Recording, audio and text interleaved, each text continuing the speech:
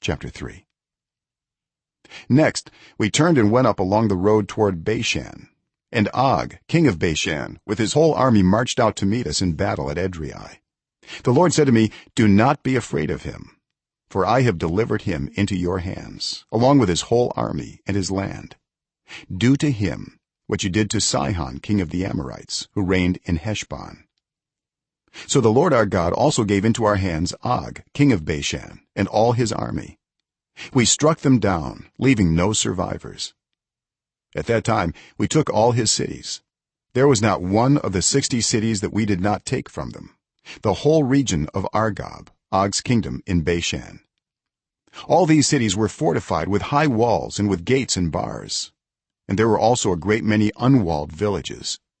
We completely destroyed them, as we had done with Sihon, king of Heshbon, destroying every city, men, women, and children. But all the livestock and the plunder from their cities we carried off for ourselves.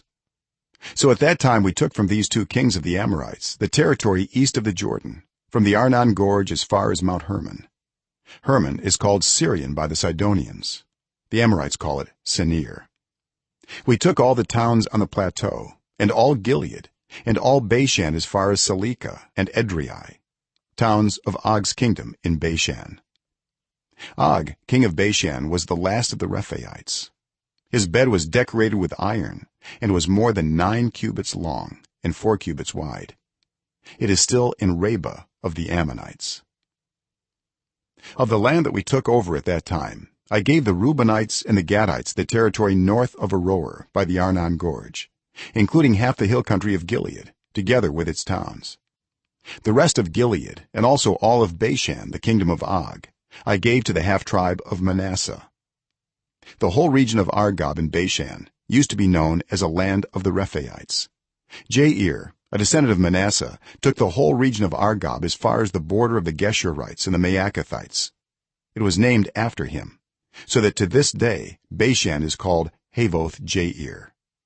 And I gave Gilead to Machir.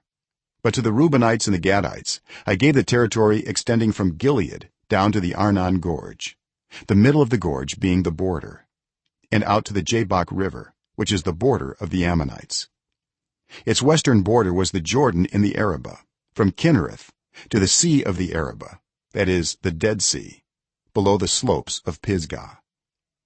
I commanded you at that time, "The Lord your God has given you this land to take possession of it, but all your able-bodied men, armed for battle, must cross over ahead of the other Israelites.